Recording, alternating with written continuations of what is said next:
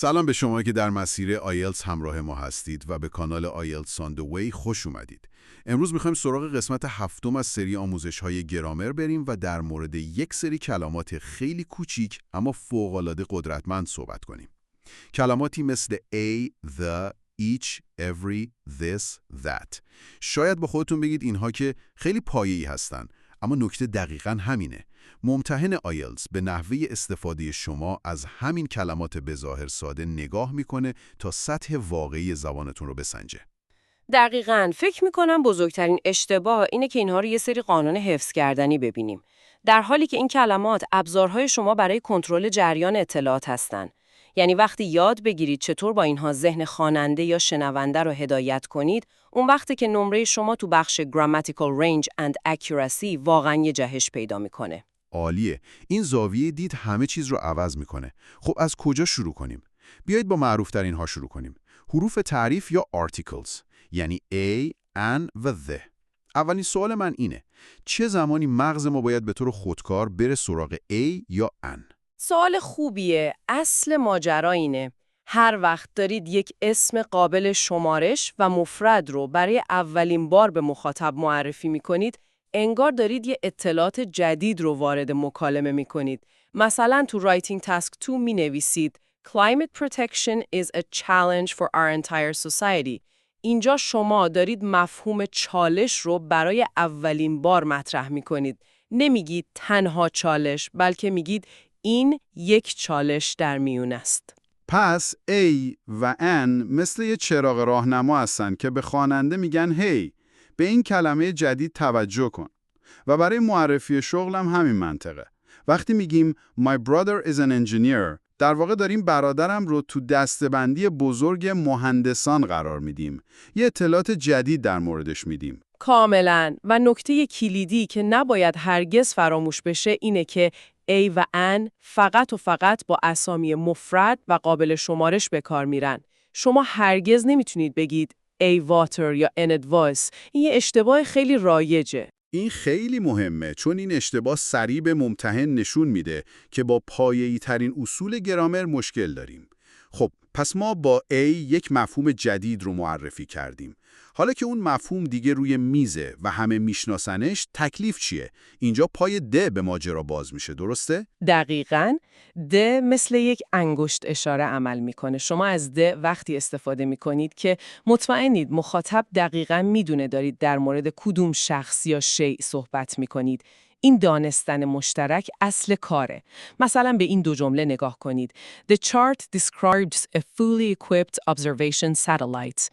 بعد جمله بعدی میگه The satellite was launched in 2002. بار اول گفتیم satellite چون داشتیم معرفیش میکردیم. اما تو جمله دوم دیگه هر دو میدونیم منظورمون کدوم ماهواره است. آها، پس با د بهش اشاره میکنیم. این تکنیک ساده انسجام متن رو فوق‌العاده بالا میبره. پس د برای چیزهایی که دیگه ناشناس نیستن. برای همینم هست که میگیم the sun یا the earth، چون منحصر به فردن و همه میدونن منظورمون چیه. دقیقاً. منحصر به فرد بیدن یکی دیگه از راه‌های ایجاد اون دانش مشترک است. مثل the sun چون فقط یکی داریم، the government چون تو هر کشور یه دولت مرکزی وجود داره و البته صفات عالی. وقتی میگید the best یا the most important، شما اون چیز رو از بقیه جدا و منحصر به فرد کردید. پس طبیعتاً باید د بگیره. فهمیدم. پس اصل ماجرا تشخیص اینه که آیا چیزی که در موردش حرف میزنیم برای مخاطب مشخص و معین هست یا نه. این شامل موقعیت‌های خاصم میشه. مثلا اگه توی کنفرانس باشیم و من بگم the speaker، همه میدونن منظورتون سخنران همون کنفرانسه. کاملا درسته. و یه سری اسم خاص هم هستن که به طور قراردادی با د میان، مثل اسم رودخانه ها مثل the Nile، یا رشته کوه‌ها مثل the Alps، یا اسم کشورهایی که حالت جمع یا اتحادیه دارن مثل the United Kingdom. بسیار خوب. پس تا اینجا A برای معرفی و D برای اشاره به چیزهای مشخص. اما یه حالت سوم هم هست که خیلی‌ها رو گیج میکنه. کی باید از هیچ کدوم استفاده کنیم؟ یعنی زیرو آرتیکل. اینجاست که بحث خیلی جالب میشه. ما از هیچ حرف تعریفی استفاده نمی کنیم وقتی داریم در مورد یک مفهوم به شکل کلی و عمومی صحبت میکنیم. یعنی منظورمون یه نمونه خاص از اون چیز نیست، بلکه خود اون مفهومه. مثلا تو رایتینگ میگیم education is essential for progress. اینجا منظور ما یه مدرسه خاص نیست، بلکه مفهوم کلی آموزش هست. یا وقتی میگیم scientists believe، منظورمون دانشمندان به طور کلی هست. پس وقتی داریم در مورد یک ایده کلی حرف میزنیم، حرف تعریف رو حذف میکنیم. این نکته خیلی مهمیه. اما من یک سوال دارم. گاهی میشنویم walk to school و گاهی walk to the school. این تفاوت از کجا میاد؟ این دقیقاً همون نقطه‌ایه که تسلط شما رو نشون میده. این تفاوت بین مفهوم و مکانه. وقتی میگید When I was a child, I used to walk to school، اینجا اسکول یک مفهومه، یعنی فرایند درس خوندن. اما اگه بگید I went to the school on the other side of town، اینجا منظور شما یک ساختمون مشخصه. همون مدرسه‌ایه که اون طرف شهره. پس the میاد. فوق‌العاده بود. این تفکیک بین مفهوم و مکان خیلی از مشکلات رو حل میکنه. خب بریم سراغ یه ابزار دیگه. گاهی تو رایتینگ یه ایده طولانی رو توی جمله میگیم و تو جمله بعدی میخوایم به کل اون ایده اشاره کنیم. تکرار کردنش که خیلی بده. اینجا یکی از قدرتمندترین ابزارهای انسجام متن وارد میشه. this و that. اینها فقط برای اشاره به اشیای نزدیک و دور نیستن. تو نوشتار آکادمیک اینها برای اشاره به کلمات، عبارات و حتی ایده‌های کامل به کار میرن. مثلا The total cost is 2.3 billion euros included in this sum. اینجا this sum خیلی روان و حرفه‌ای به اون 2.3 billion euros ارجاع میده. این خیلی کاربردیه. اما گفتید به یک ایده کاملا میتونن اشاره کنن. این چطور کار میکنه؟ این کاربرد پیشرفته ترشونه و نمره شما رو تو بخش coherence خیلی بالا میبره. فرض کنید نوشتید Seeing the Earth from outer space highlights how fragile our planet is. Many astronauts report that this fundamentally changes their perspective.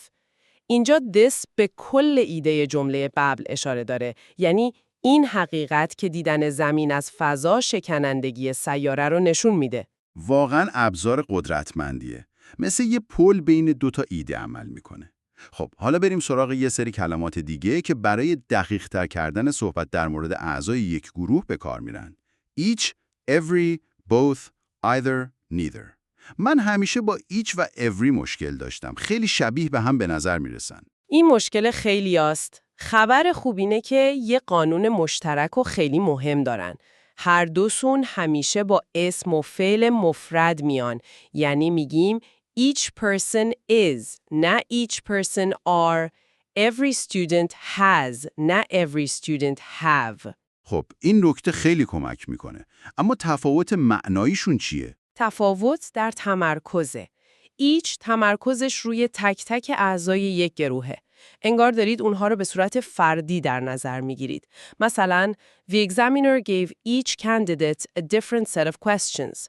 اینجا تأکید روی اینه که هر داوطلب به صورت انفرادی سوالات متفاوتی گرفت. پس each مثل زوم کردن روی افراده. دقیقاً. در مقابل every به گروه به عنوان یک کل نگاه میکنه و یه ویژگی مشترک رو برای همه بیان میکنه. مثلا Every citizen has a right to clean air. اینجا داریم یه قانون کلی رو برای کل مجموعه شهروندان بیان میکنیم. فهمیدم. یه تفاوت ساختاری هم شنیدم. درسته که نمیتونیم بگیم every of the students؟ کاملا درسته و این یک نکته طلایی برای امتحانه. شما میتونید بگید each of the students، اما ساختار every of در انگلیسی وجود نداره. عالی بود. این نکته خیلی از شک‌ها رو برطرف میکنه. حالا بریم سراغ اون سگانه‌ای که مخصوص صحبت در مورد دو چیز هستن. Both, either, neither. الهیون، این سه کلمه فقط برای مقایسه دو آیتم به کار میرن و برای اسپیکینگ پارت 3 فوق‌العاده هستن. Both یعنی هر دو و همیشه با اسم و فعل جمع میاد. Both cities have excellent public transport. اما either یعنی یکی از اون دوتا و neither یعنی هیچ کدوم از اون دوتا. با اسم مفرد میان. مثلا neither solution is perfect. ساختارشون وقتی با آو میاد چطور؟ مثلا neither of my parents فعلش باید مفرد باشه یا جمع؟ این همیشه منو گیج میکنه. سوال خیلی خوبیه. تو نوشتار رسمی آیلتس بعد از neither of plus اسم جمع بهتر از فعل مفرد استفاده کنید. Neither of my parents lives in Tehran. استفاده از lives رسمی تره. این نکته خیلی مهمه. both of چطور؟ Both of ساده است و همیشه با فعل جمع میاد. Both of them are engineers. و اگر بیشتر از دو چیز داشته باشیم و بخوایم بگیم هیچ کدوم، اون وقت چی؟ اون موقع neither دیگه کاربرد نداره و باید از none استفاده کنیم. none برای 3 عضو یا بیشتره.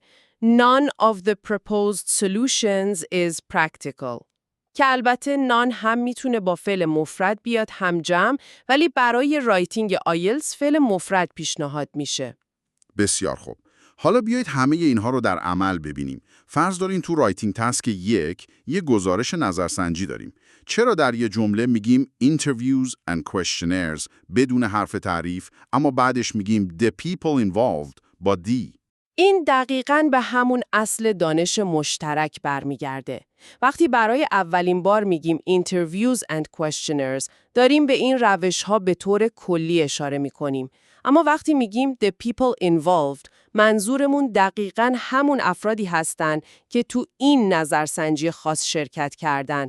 مخاطب میدونه منظورتون کیه. پس ده مثل یه انگشت اشاره عمل میکنه. فهمیدم. یا یه مثال دیگه از اسپیکینگ. فرض کنین ممتحن تو پارت 3 میپرسه زندگی تو شهرهای بزرگ بهتره یا کوچک؟ چطور میتونیم با استفاده از این ابزارها یه جواب حرفه‌ای تر بدیم؟ شما میتونید با یه جمله هوشمندانه شروع کنید. مثلا Well, both types of city offer unique benefits, but neither is perfect for everyone. این جمله بلافاصله به ممتحن نشون میده که شما دامنه گرامر خوبی دارید. یا میتونید بگید I believe each has its own distinct charm. عالیه. و اون استفاده از that برای ارجاع به ایده چطور؟ فرض کنید میخوام بگم بعضیا شهرم رو دوست ندارن چون شلوغه، ولی من دقیقاً به همین دلیل دوستش دارم. این یه موقعیت عالی برای استفاده از that هست. شما میگید Some people dislike my city because it's so noisy, but that is precisely why I love it. اینجا that به زیبایی به کل ایده، شلوغ و پرسر و صدا بودن اشاره میکنه. بسیار عالی. پس برای جمع‌بندی بیایید چند تا نکته کلیدی و نهایی رو مرور کنیم. حتماً. نکته اول برای رایتینگ تاسک 1. اولین بار بگید a bar chart. از اون به بعد در تمام متن بگید the bar chart.